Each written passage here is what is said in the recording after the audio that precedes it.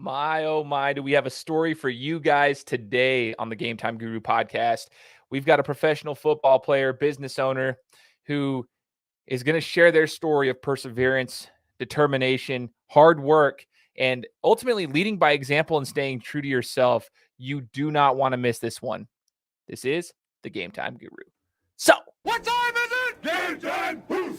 This is the Game Time Guru podcast, where I interview sports figures from all over the world to help deliver a panoramic view on sports. So whether you're a former athlete, one of the crazies, or simply a casual sports fan, this is the perfect show for you as we peel back the curtains and learn from our guests every single week. I'm your host, Shane Larson, and I'm helping you see sports through a different lens.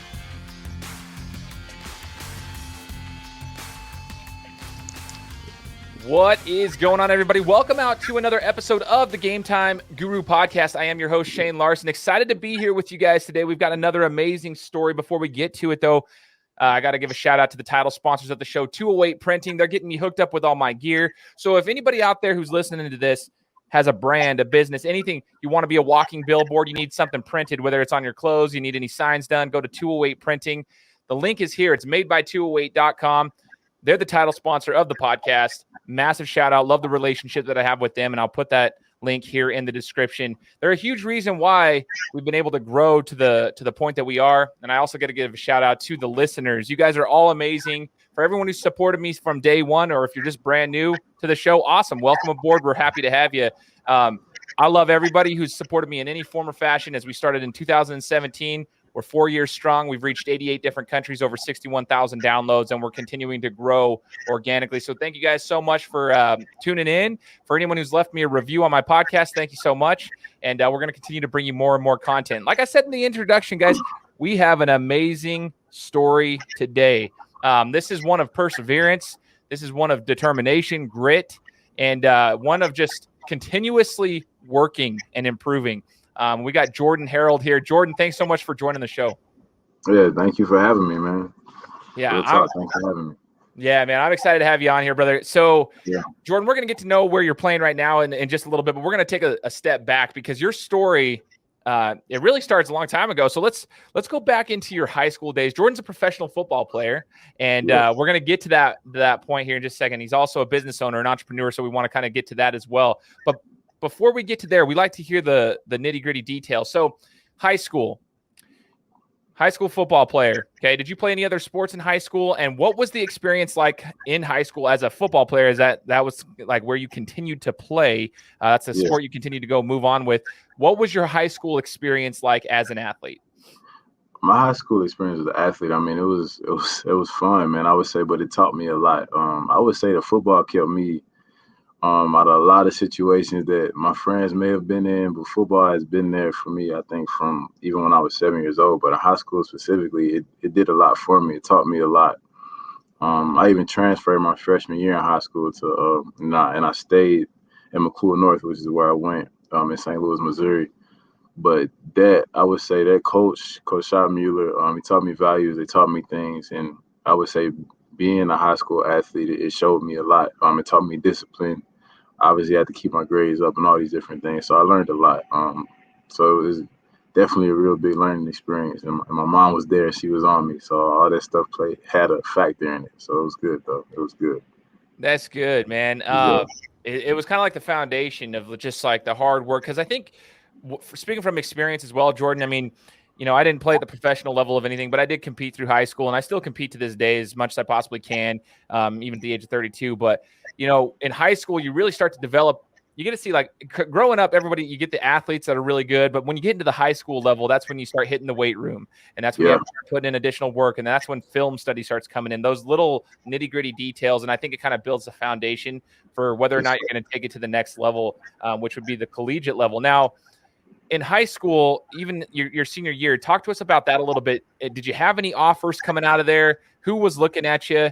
And how did you feel you were as an athlete? Did you trust yourself, knowing that you could play at that next level? Oh, yeah, I knew it from the time. Yeah, I knew it from the jump. I always knew I could play at the next level. Did I have doubts from other people? Yeah. I would say even as an athlete, I know you asked me did I play other sports. I did, but football was always the one I excelled in.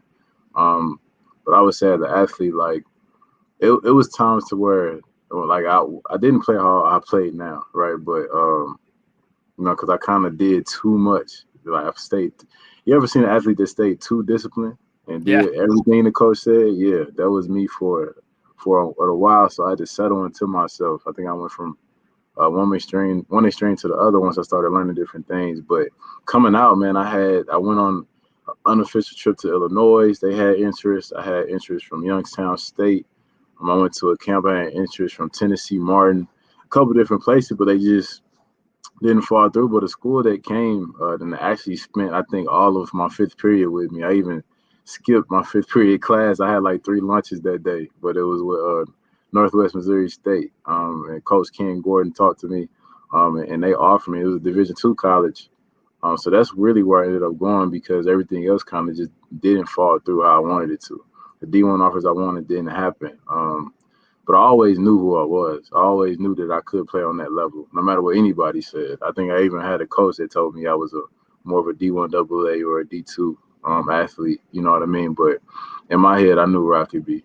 So no one can really tell me different.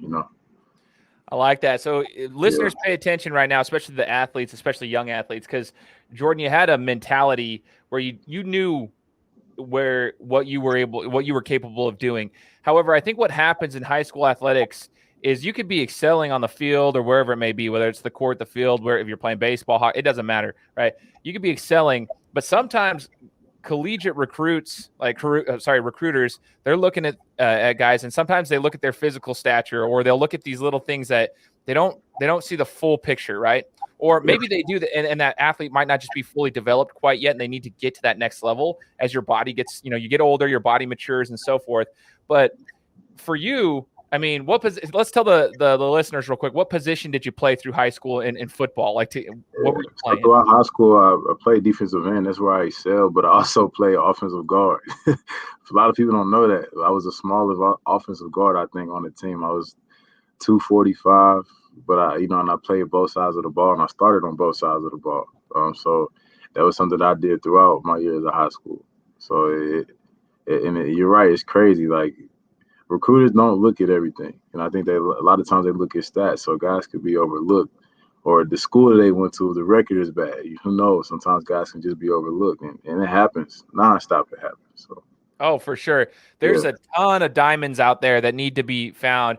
And I'll be full disclosure. This is why I can't stand the mainstream media outlets either, especially in local networks. Like you've got some like local TV and newspaper areas, but there are non-traditional media outlets such as podcasts and people covering on Instagram stuff. They need to be out there and people need to be following these guys because that's where you find the diamonds, in my opinion. Even here locally in Idaho, we've got some guys covering high school basketball in way more in depth through their non-traditional media outlets, and you'll see in a mainstream thing so that the recruiters can see that kind of stuff because they can't see everything and they find the things that they pick and choose, and that might be stats or whatever it may be, like you just said.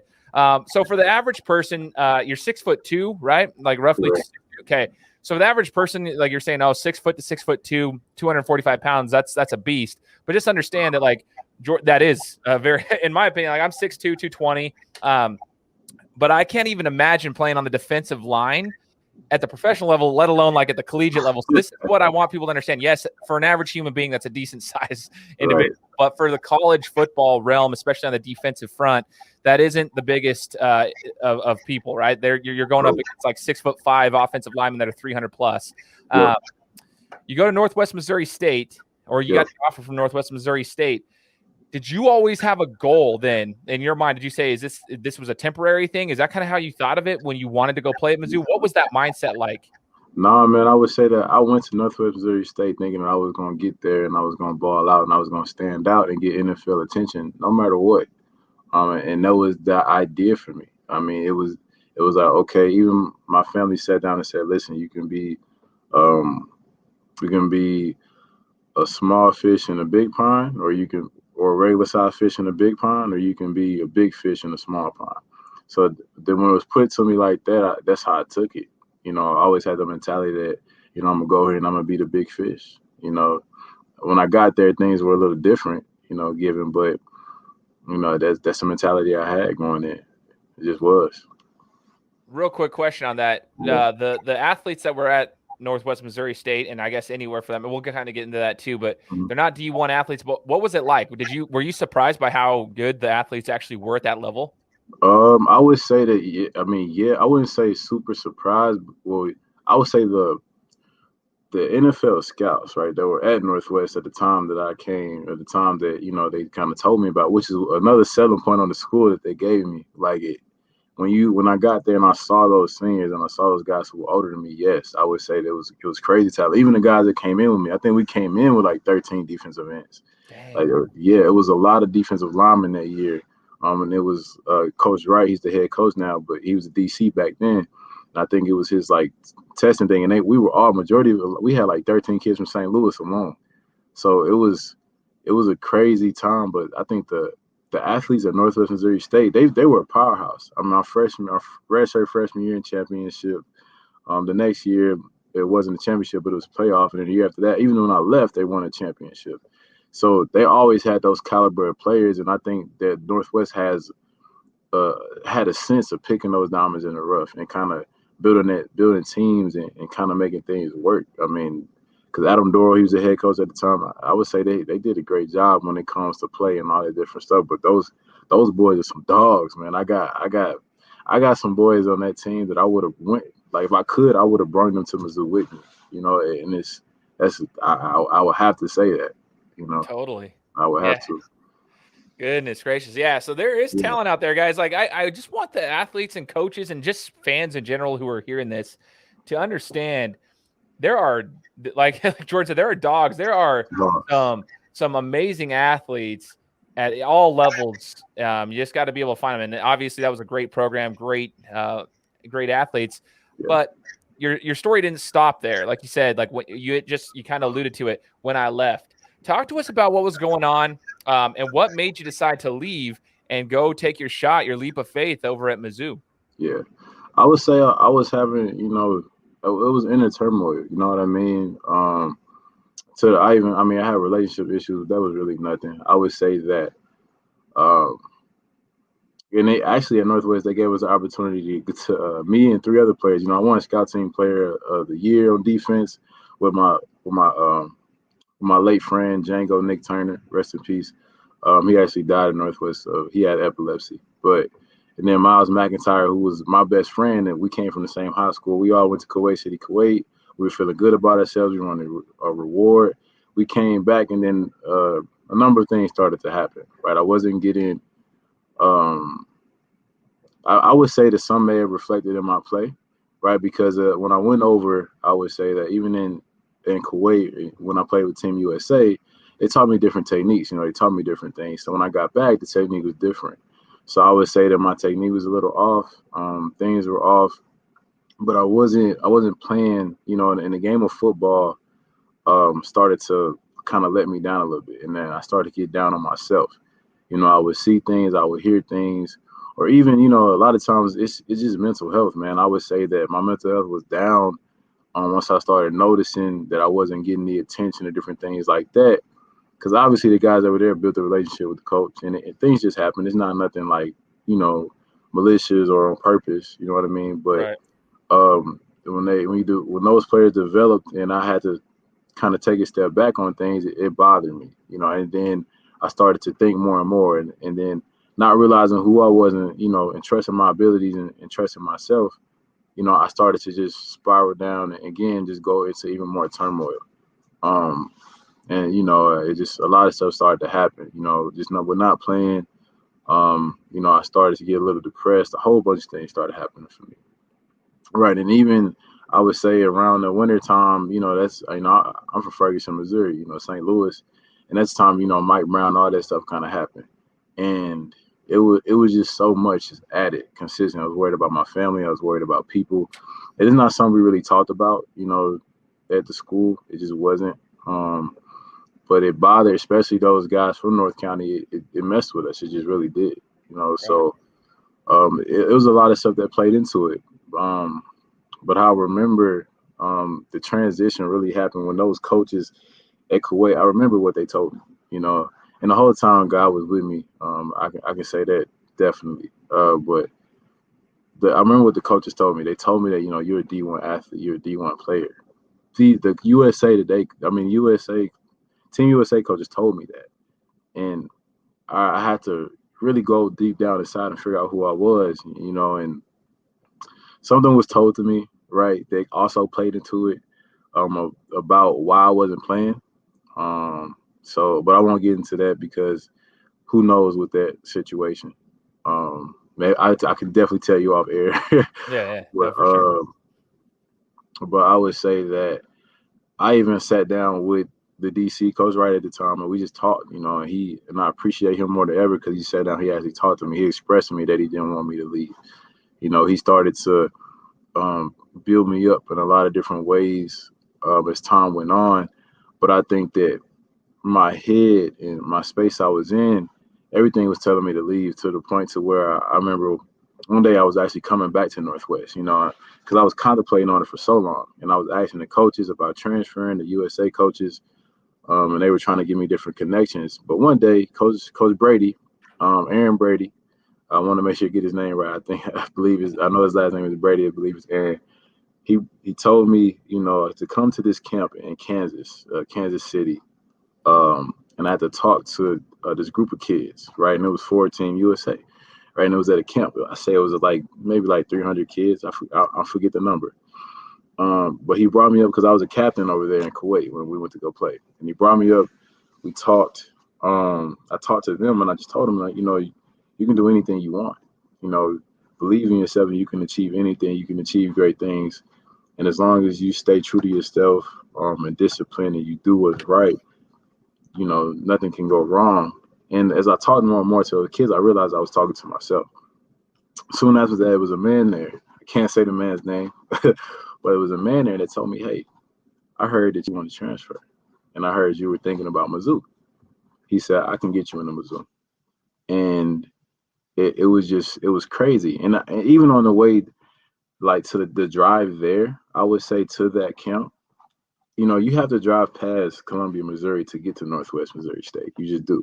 Right. So it was a sign on the side of the road, and I'm like, seeing the Tiger stuff, I'm like, man, that would be so dope. But it was just one sign on the side of the road, and it said "Bleed Black and Gold." And when I saw that sign, my heart exploded. I have if I could describe God talking to you or hearing the voice or whatever, that was that in that instant. And something took over me, and I didn't understand it until I got to that camp. So I'm like, whoa, it's too many signs. So when I say it's a leap of faith, it was really that. When I say everything in my body started to tell me, listen, you have to make this move. It's now or never. You can choose to stay, but what's best for you? And I had to sit down, talk to my mother, talk to my family. She told me, she got me, she believed in me, and she knew I could do it. So if you have that type of support behind you, thank God. If you have that type of support behind you, a parent is willing to even take out a loan to help you, I can't pass it up. So I went, man, and the rest is history. It was, I would say that even going there though, it wasn't because he kind of gave me, the guy that told me he can get me into Mizzou. He had definitely had connections, but there was no guarantees. Right. It wasn't until, I think you read the story, right? It wasn't until my mother and my sister, we drove in the car, we went up to Mizzou, and we went looking for the coaches. We wanted to find the coach's office because we weren't getting the emails, we weren't getting texts, weren't getting anything.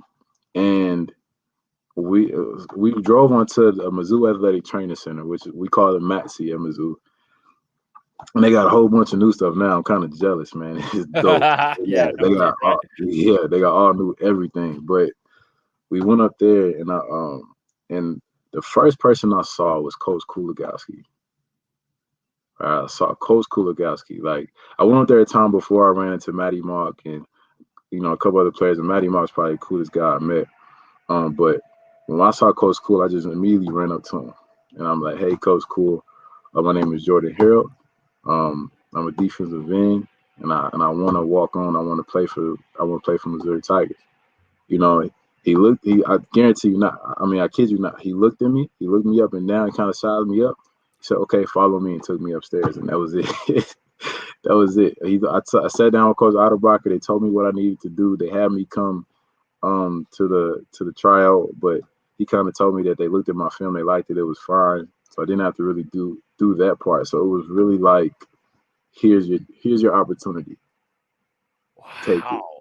Yeah, when I could say, like, it was, I can't describe it, but it was literally a leap of faith, and I received it, and it was from God. Like I just can't I can't say anything else but that, because that's what it was. You know, I think a lot of us, we have regardless of belief or whatnot. I mean, there are divine. I have a full belief there's divine intervention in anything we do. It's not just spiritual. It's like for football, that's your career. That's a passion of yours. I believe that the Lord Himself actually has a hand in every single thing we do. And so a lot of us, though, we get those revelations, if you will. We get those feelings, those confirmations, and we don't act upon them. You did, though. You acted upon it. You said, okay, I know I'm being spoken to here. If I don't act upon this, then I'm essentially not listening to God Himself. So let's go. I love that story, man. I love the details of it too. For those listening, obviously, and myself included, there's a lot. It wasn't just like you just started over there. You guys drove down there. You looked for the coach. You introduced yourself. You told him what you wanted to do, and then the opportunity presented itself. Tell us, Jordan, though, you get to Mizzou, you start to play on the team. There's that whole thing. It said walk on to starter to captain in a couple of years. I think you even put that on your sign. We'll talk about it in just a second. What was the transition like at Mizzou? Now you're at an SEC school. I'm sure you'd watched them multiple times growing up, seeing how they are. This is SEC football, though, a whole nother ball game. What was it like transitioning over there, and now you got your new beginning? Man, it was a crazy transition. I think even leading up to it, and just to backtrack just a little bit. I know you said what was it? It was a big process, because I even had to cut off everything in Northwest. I had to I had to do that first. Scholarship, okay. Listen. Okay, let's touch on it. Anybody who's going to school, myself included, scholarship means you got some tuition paid for. So now all of a sudden you just kind of reference it too, like taking out a loan, right? Like there's things that have to be done. All of a sudden you got big boy adult things to handle. Now you got loans taken out to go to school rather than having everything paid for you and catered to you. Now It's kind of like you're on your own. So tell us a little bit about that. Just that's a mental shift in and of itself. Yeah. I had to. That's something, because my mom knew it wasn't going to be easy. She she helped me out a lot. But when I say I had to leave, I had to just completely send it into the coaches like, yeah, I'm leaving. Before I had any idea what was going to happen with Mizzou, I had to leave that first. And I would say it's a crazy process, man. I would, from that point on, I would just wake up and see myself. I would watch, like, it was sometimes I couldn't sleep, man. I would watch a video of highlights of Mizzou players making sacks every morning at 5 a.m. for like an hour, and I couldn't just. But I would see myself doing it, right? So that was a form of meditation for me, like, But it was just amazing, man. But the process of going in as a walk-on, I would say that my first game at Mizzou, because I couldn't go to camp, right? I couldn't for a while because they had to have a certain amount of people. And walk-ons came in the second week, right? Especially for me, I was ineligible. So the whole first year, I was ineligible. So I couldn't play if I wanted to, or if they wanted me to. And my first game was actually in the stands. So I had to sit and watch the team, even though I was on the team.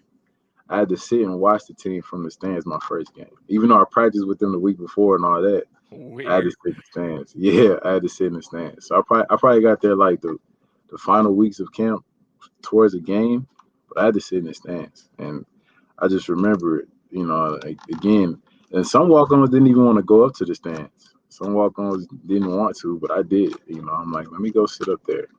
Let me see what it's like on this side. Because I've never been to a Mizzou game before that. So that my first game was seriously like in the stands. It was dope. Who were they playing that first game? Do you remember? Yeah, they were playing South Carolina. Ooh, okay. No, as a matter of fact, it was Southeast Missouri. It was SEMO. Oh, so, okay. Yeah, and then it was SEMO. I remember it was SEMO. So it was the first game of the season. Crazy, man. So you got to see it as a fan too. We kind of like experienced that before you ever got to actually play in a game on the field. Jordan, you obviously put the work in. But what does that mean? We hear that all the time. You got to put the work in. You got to put the work in. What did you bring to that program as a walk-on, new to the team, obviously having to deal with being a walk-on? You got a lot of additional pressures. You're a student athlete. You got to pay for your own school now. You got a lot of stuff that's going on, additional pressures. But what did you bring to the team to allow you to kind of excel and grow so quickly within the program to where then you became a starter and then a captain? Yeah, I would say that the biggest thing I they really didn't say much, but it was what I did. My actions, workouts, practice, everything was 100%. I think every last thing I did 100%, and I put in time. It was times to where even I knew I couldn't play, so I know I wasn't playing the game. So it was like the next day after the game, I would go in and I would do more work. I would prepare myself. I would envision myself, and I gave the offense that year. I gave them hell on scout team. I tell you that right now. There's some guys in the pros that they know who I am, and they they didn't like me that year, but I gave them hell, and I went full throttle in everything that I did. I didn't say much. I respected the coaches, yes sir, no sir, and I just put my head down. I just worked. A lot of times we worry about different things, but I just control what I could control, and that's all you ever can do, and that's exactly what I did. Man, I love that. I love hearing it because there's so many people who would get down in your situation just because, yeah, they're there and that's cool and all. But then once they have to put in the work, they realize how hard it really is. Like the whole idea of practicing, knowing that you can't play right now and stuff like that. Those types of things. I know, and I'm not gonna be that.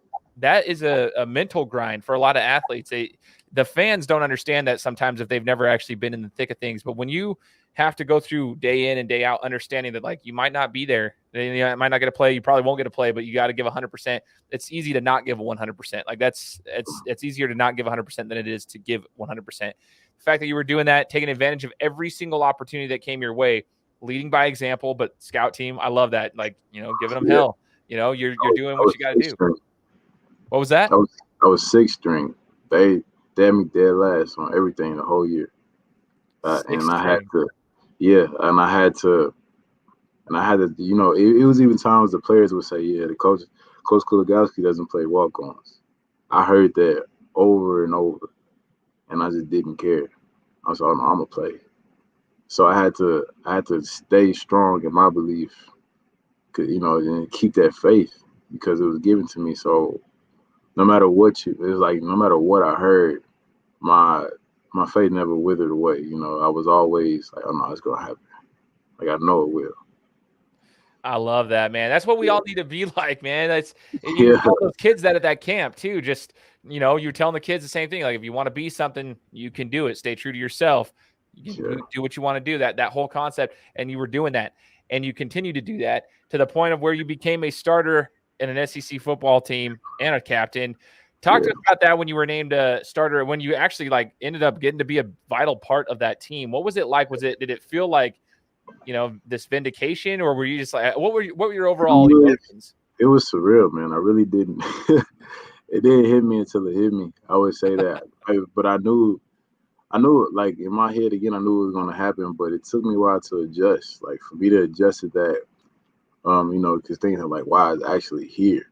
You know what I mean? Like I even told a graduate, and I said, listen, I'm gonna start when August comes. He said, yeah, man, we'll see. How I go. All right, I'm gonna show you, and it happened. But there was a lot of things that went into it. Coach Pinkel retired that year, so we had a whole new coaching staff. Well, not a whole new coaching staff, but obviously Coach Odom took over. We had a new D-line coach, new defensive coordinator, a whole bunch of new things happened. So everybody had a fresh start. So, and I think that helped me in a lot of ways because there was no bias, and I played, and I really did. It was a coach there, Coach Cross, and he saw my work. He saw me doing different things, and he highlighted it, and I thank him for that. And it's just stuff like that that you just got to be thankful for, man, because opportunity presents itself, and no matter what anybody says, doors are open, and once they open, you just got to walk straight through them. You gotta sprint through them. Yep. So, and that's what happened. Man, It's just insane. Tell us about this then, Jordan. In the SEC as a football player, what was one of your favorite stadiums to play in, or what was your favorite stadium to play in, I guess, outside of your home stadium? What was the best stadium you played in, whether it be loud or whatever? Just tell us your favorite stadium and why. Man, I would say the favorite stadium, it was a bad game. But the favorite stadium was LSU, man. Between LSU and South Carolina, you can't. And Georgia, my senior year as well. Georgia was dope. But I would say LSU, it was between LSU and Georgia, I would say. But that's the one I remember the most. It was like 110,000 people there. It was huge. I mean, you got it was so loud. it was amazing though. Like you had to wow, and it was their homecoming, which is what's even worse. What what made it worse was because of the fans and all that stuff. But it was crazy, man. It was crazy. How do you, as a player, try to focus when you've got those types of stadiums? That's what a lot of the fans out here, football fans, college football fans in general, they see that. Like, that's why there's home field advantages. When I went to Ohio State to watch them play Oklahoma, I'm a Buckeyes fan. So when I went there in 2017, I mean, we had 109,000 people there. I'm from Boise, so I went to Boise State. We're used to 36,000 people in our stadium, right? It's a small school, right?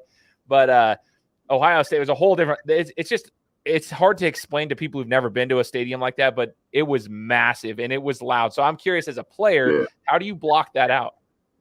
I mean, it takes a lot of focus, a lot of locking in, but the fans definitely play a huge part, especially when it comes to energy, man. I'm an energy guy.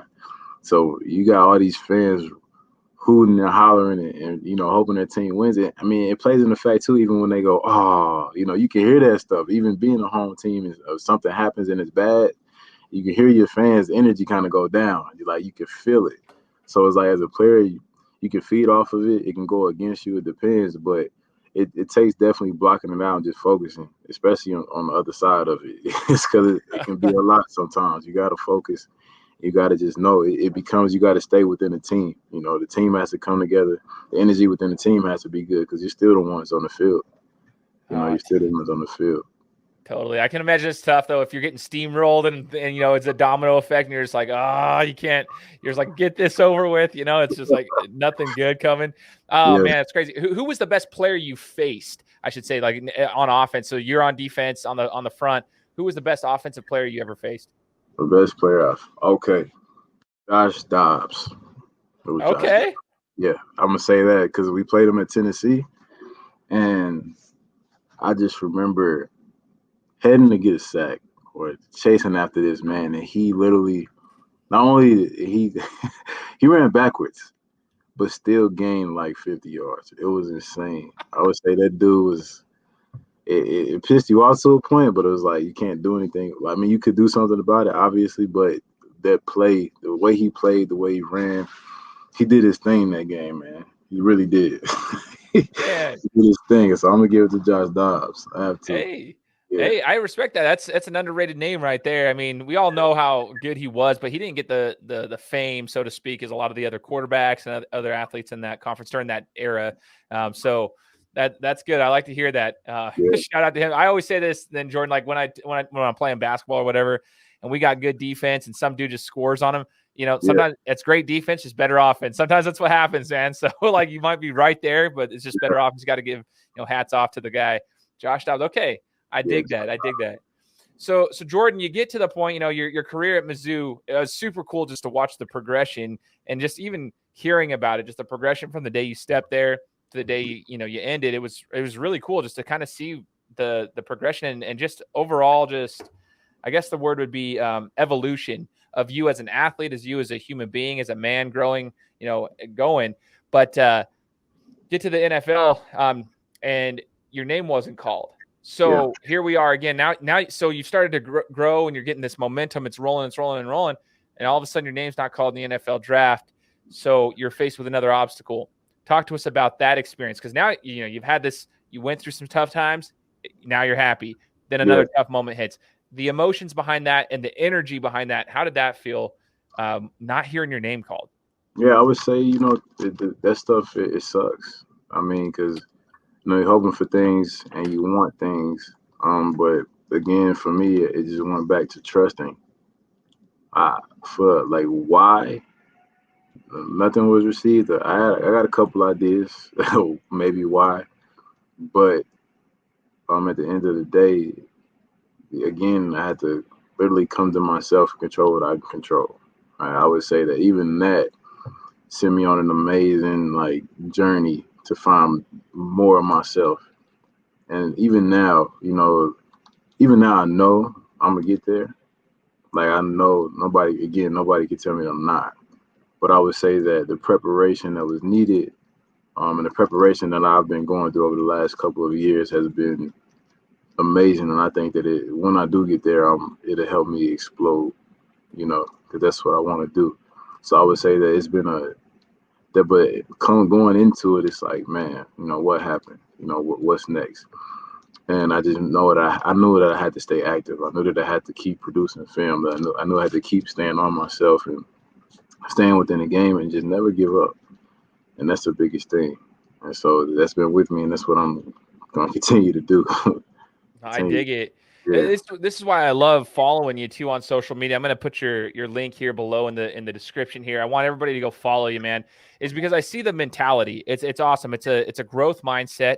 You help people, and we'll talk about your business here in just a moment too. But I just love the overall mentality. You've been there. So I prefer to hear from people and learn from people who have actually been there. I like to take financial advice from those who actually have money. I like to take fitness advice from those who are in shape. I like to take, mental health and just overall career coaching and life coaching from people who have been there, that kind of thing. And you're one of those people who've been there. You've been through the ups and downs. You know what it takes to get there. You did go viral. What's funny about that? It's funny. And I say funny because it was an interesting approach. You went viral with a sign that you stood outside of the Carolina Stadium. Talk to us about that. I mean, I'm laughing, but it's like one of the that's what I think is interesting. Now that I've talked to you and I kind of hear the backstories, it's not a surprise at all, because I'm like, dude, the dude will do what it takes to get out. Like he's going to take unique approaches. But talk to us about the sign that you held out in front of Carolina Stadium. What's crazy is my mother told me to do that a year before I did it. Oh, are you serious?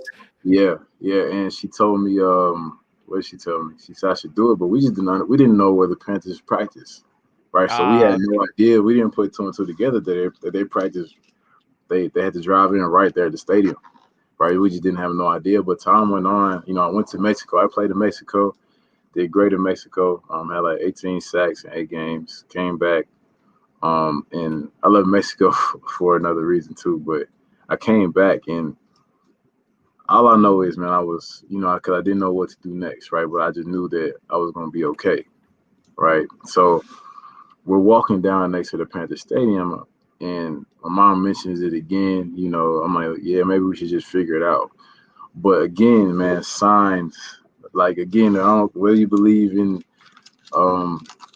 if you just believe in the general creator, the universe, whatever the case may be, I got signs, man. And I would see one thing I pay attention to is numbers. So I'm walking past the stadium, and I'm down there, and my stepfather, he's actually my late stepfather. He's actually driving around at the time, and he came to pick us up later because he was doing Uber because it was a game, right?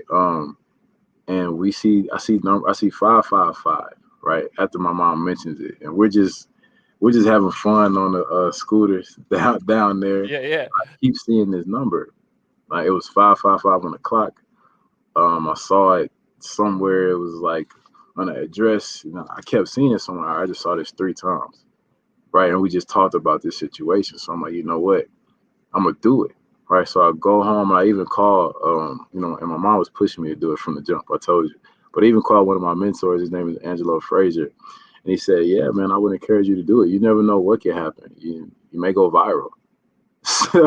so.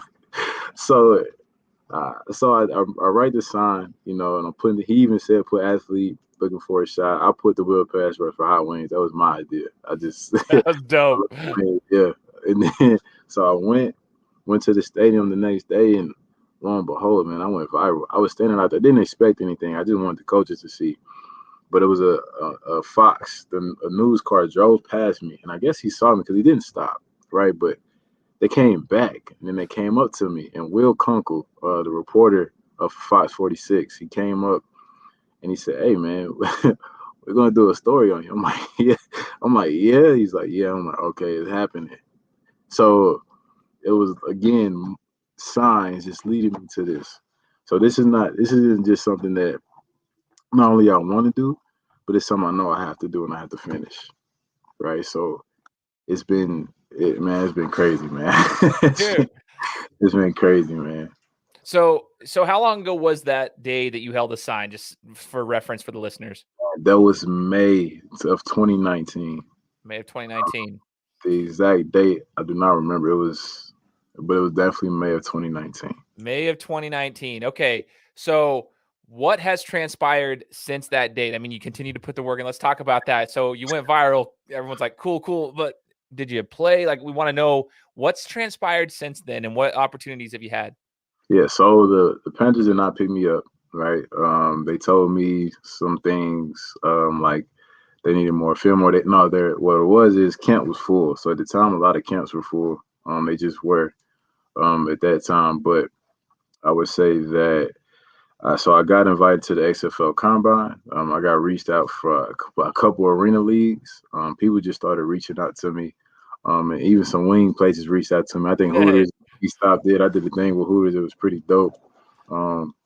Maybe an endorsement in the future, hopefully. There we go. You heard it. Let's go. Yeah. But as time went on, just some doors of opportunities opened up, but it still wasn't. It wasn't done. The XFL Combine, that was a dope invite. I did great there. I think at that combine, I performed one of the best I've done in any combine. So that was really good for me. But time went on, I still didn't know. So I went to the spring league. The spring league, you got to pay to play. That's what it is. And then even after that, I went to something called the Pacific Pro Scrimmage, and this is where more stuff started happening. So, and it's something held by Tom Brady's agent, Don Yee, right? And it's so dope what he did because he took the time to actually know us as players. It was only like, I would say 15 to 20 players there that I remember, but it was at least like 12 scouts or 12 to 16 scouts. NFL, you had the Jets, you had the Browns, you had people there that watched us literally work out. And it was two CFL scouts there. One happened to be the Calgary Stampeders. So the Calgary Stampeders, they saw me work out. And what happened is I ended up getting an agent right soon after that, and just connections were made. And the CFL, the Calgary Stampeders signed me. Right, they signed me to a futures contract for 2020. So that was 2020 was supposed to be the start of my Canadian Football League career. It was my rookie debut. Obviously COVID happened, a whole bunch of things happened, so time went on. They still kept me. The CFL kept me, Calgary kept me for a while. And then time went on, but I'm like, okay, if Canada's borders can be closed, right? If all this can happen, then I can't just sit still. I have to keep going because who knows what can happen. The NFL is the only thing that was still going at the time. Right. I'm like, I have to keep myself going. But I got an opportunity, and I got an email for something that said scouts would be there, and all this other stuff. And and it was for this new league, right? So now we're here now, called the Fan Control Football League. So I go, and I didn't really know what to expect. It was a great trial. It was fun. It was long. It was cold. It was actually here in Atlanta. But the commissioner, Ray Austin, I remember him talking about what he wanted to do for athletes, not only on the field, but off the field. And how he interviewed every athlete that was there, and how we told our stories. We told about who we are. We told about our businesses and what we wanted to do in life. So that spoke volumes to me. So after that, they presented me with a contract, and I signed it, man. I mean, I first thought it was going to be a little different. I thought it was going to be 11 man, but it's still a great game. 7-on-7, still get the rush the passer, all those different things. But now we're here, So, and actually 2 weeks ago, or I think it was February 3rd, the Calgary Stampeders actually dropped me, right? Oh wow. Okay. And I had a conversation with somebody that was trying to prevent me to go because of my CFL contract. But I'm like, how would I know that's guaranteed given everything that's been going on? So I'm more than happy that I'm here because I felt like something told me to go. So Yeah. I'm here and now I'm in the FCF. So it's been a crazy ride, man, and I'm still going. Man, it's so cool. And I love that you're taking advantage of every opportunity that's given to you. Like if you feel that it's right, you're doing it. I have a mad respect for all these. I had the CFO 3 years ago of the Spring League when it first was created. I had him on the show to talk about the Spring League. The XFL, I've had a couple players that played in the XFL. The AAF, for crying out loud, I thought that was kind of cool when it was first starting. I like these, and now we got fan control football. You obviously have indoor football and arena that there are various leagues within the United States that are they go, some fold, some don't, but they've got those going on too. But I am a huge fan of these other opportunities for football players to continue on, because before, for the longest time, Jordan, it seemed like you had the NFL or bust. I mean, a lot of players wouldn't do what you did and go play in Mexico or play overseas, whatever, because they don't realize, one, they don't make a ton of money, and two, they don't feel that it's going to help them develop. They want to be in front of the scouts, but in reality, what helps you develop is the repetition. You got to keep the reps coming and work on your skill set, which you have done. Do you feel that these other opportunities, the Spring League, the XFL, that hopefully they can get their doors back open one of these days? Who knows what they'll do, but the XFL, obviously fan control football, these other little leagues, do you feel that they're beneficial for players and that more people should take advantage of them? Yeah, I would say that obviously certain ones are. I won't say the names. I don't like bashing anybody. Yeah, But yeah, yeah. certain ones I wouldn't do. You just want to watch out for people that that may want to take your money or whatever, like tryouts and different things like that. You got to be careful what you go to. But anything to stay active to where you can get film is always going to be good. I would say that the fact that you're being active and the fact that you're showing, because that's what teams want to see. Teams want to see that you're active. You can't say, yeah, I want to get picked up, but you're sitting at home and they don't have anything to look at. It was times to where I for the longest time, I became my own agent. During that time, I guess I forgot to mention this, when after the sign happened, I was sending out emails to teams myself. I was making calls to the pro player personnel myself. And I was telling them like, hey, I have film to send, I have this to send. And they were taking it. Some gave me responses. I think Bobby McAdoo himself, for the Chicago Bears, gave me a response back to myself. He gave me a response like exactly from him. So it was like, and it wasn't the fact that, again, and I had this sales job in Charlotte. I was in Charlotte for a year, before the time happened. It was LW2 Solutions. That's why I would say that my process has been so crazy, because I've learned so much. Right Yeah. now, I excelled at this sales job. But they taught me that Loris Lane, and David Wyatt, they taught me that for so many no's, for every no that you hear, there's going to be a yes. So no matter how many times I heard no, as long as they were responding, I knew something was going to happen. So that was my mentality of pushing through and sending out all those things. So you got to understand that these things that you go through, you may hear no's, but as long as you stay active and you keep acting, things are going to happen. And I'm seeing that over and over again in stories. Even Coach Carter's story, who's here at the FCF, I think he got denied by Coach Jenkins, the head coach, a couple times, and then he came to like a third tryout or something, and he broke through. He made the team. He played many years in the CFL. He played in the NFL, and now he's a defensive coordinator here. So with Coach John Jenkins. So I think that it's an over resounding thing that if you stay in something and you don't give up and you just continue to push, again, get your film and stay active. No matter what you're doing, you have to be active in what you want, because action is everything. You have to take action first.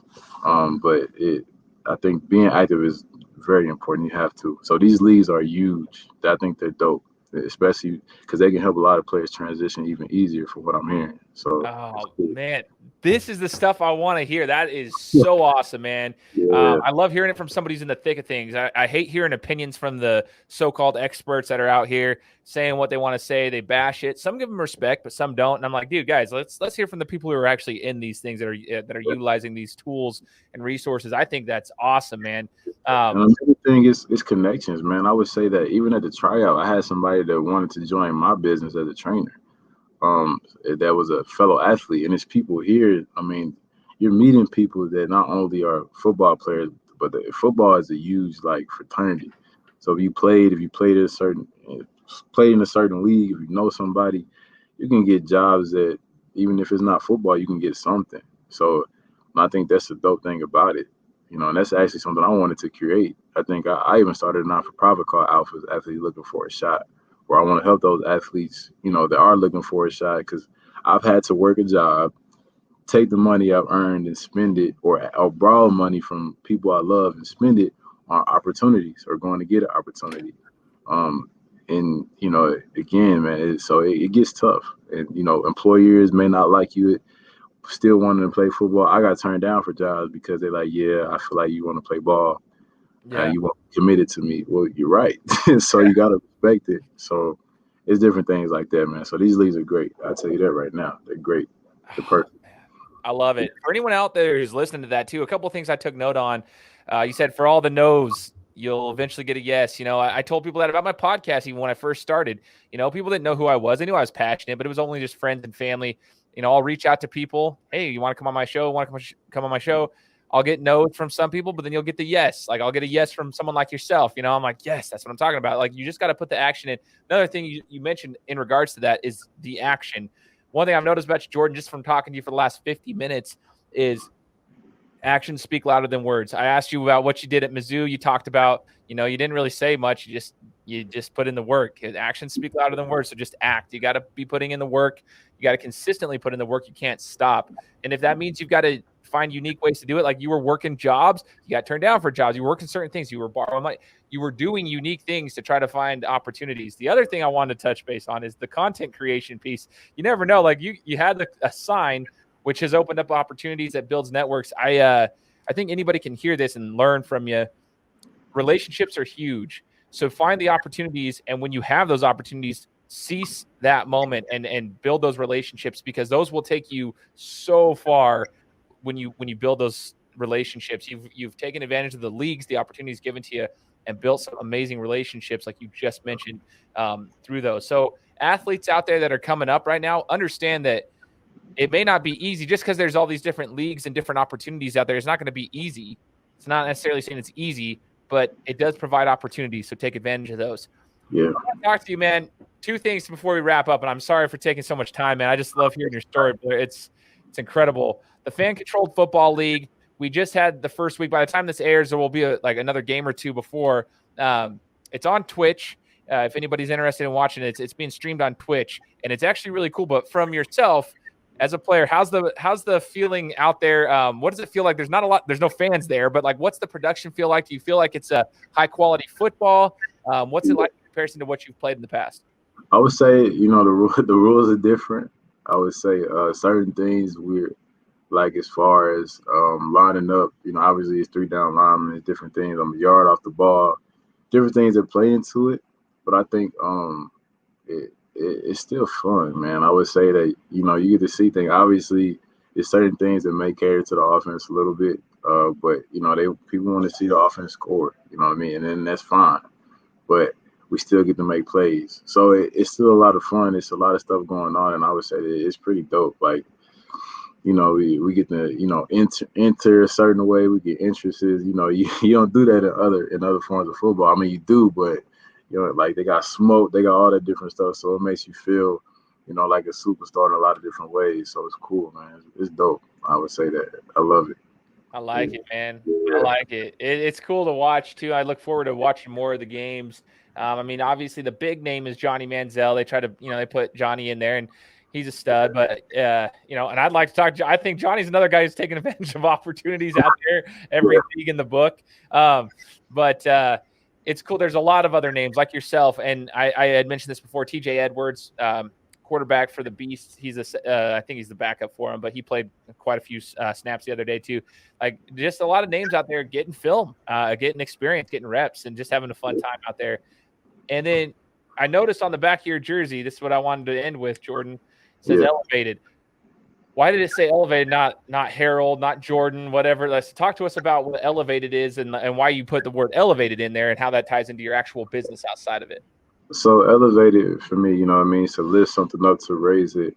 Obviously, through my life, through my experience, I feel as though I've been elevated, consciously, all these different things, spiritually, just through the things that I've been through. So the word elevated means so much to me, and walking as an elevated being is huge.